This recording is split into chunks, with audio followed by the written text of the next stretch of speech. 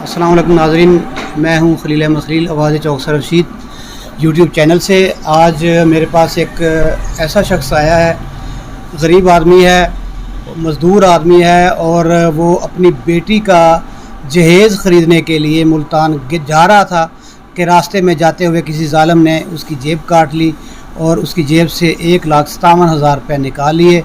मैं ना जी यहाँ से जा रहा था मुल्तान अपनी बेटी का जहेज़ लेने के लिए, और मैं कुछ शॉपरों का काम करता हूँ, सेल करता हूँ, तो उसका भी कुछ थोड़ा सा सामान मैंने लेना था ना। तो मेरे महल्लेदार हैं, मेरे अजीज़ भी हैं वो, तो उनके पास मोटरसाइकिल थी। उन्होंने बोला कि यार हम 2 आदमी हैं, तो आप जो है ना तंग होएंगे, आपकी कमर का भी मसला है, तो आप जो है ना इस वैगन में बैठ जाएँ, तो आगे हम आपको रिसीव कर लेंगे। मैंने कहा ठीक है। मैं वैगन में बैठा हूँ, शीशे वाली साइड के ऊपर ना एक बुज़ुर्ग सा है, वो भी मरीज़ है, तो उसके हाथ में एक फैलन शैलें भी हैं, कुछ दवाइयाँ शुइयाँ भी थी। मेरे साथ वैगन वाले ने, कंडक्टर ने, एक शख्स था, बहुत फुर्तीला सा नौजवान था, थोड़ा सा बॉडी में था, वो ला के बैठा दिया। तो मैंने उसको बोला कि यार आप तो बॉडी वाले हैं, आप आगे पीछे बैठ जाते तो आपकी मेहरबानी होगी। उसने बोला नहीं, मैंने सीट नहीं है, जगह नहीं है, तो मैंने यहीं बैठना है। मैंने कहा चलो ठीक है, बैठ जाएँ, कोई बात नहीं।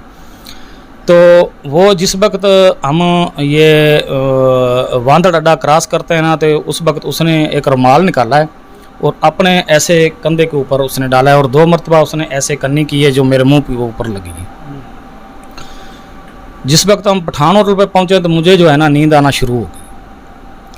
तो मैंने थोड़े सा ना संभलने की कोशिश की है कि यार मेरे पे दिल में ख्याल आया कि मेरे पास पैसे भी हैं और मैं जो नींद आ रही है।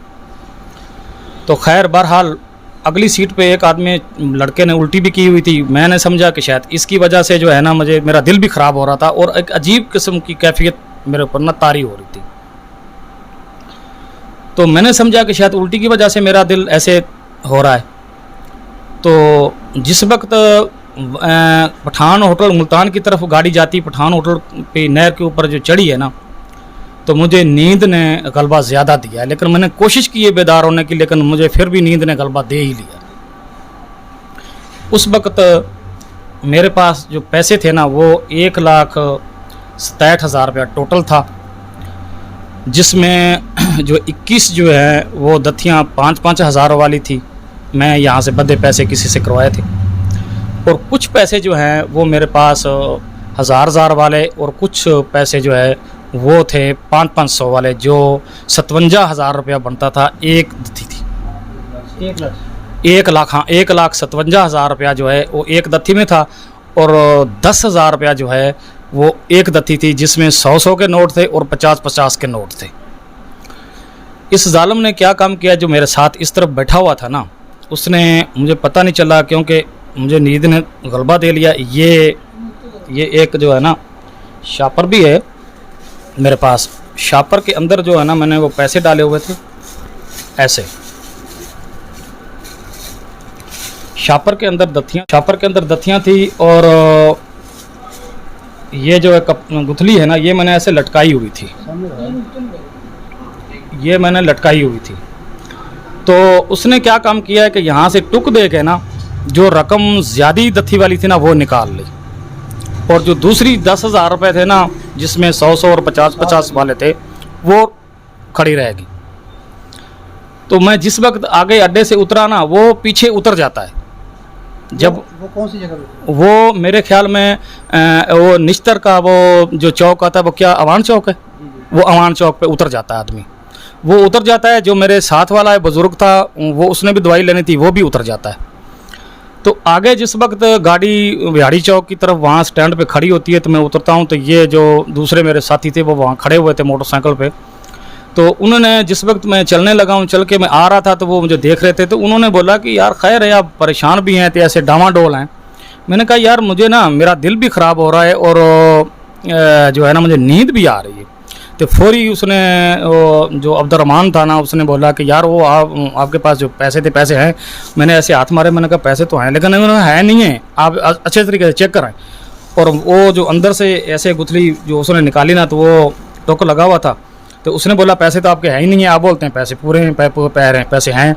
तो मैंने कहा भाई यार मुझे तो पता नहीं है। कहता भाई नहीं, ये देख लें कि आपके पास जो है ना एक दत्ती जो है ना वो निकल चुकी है, एक दत्ती है।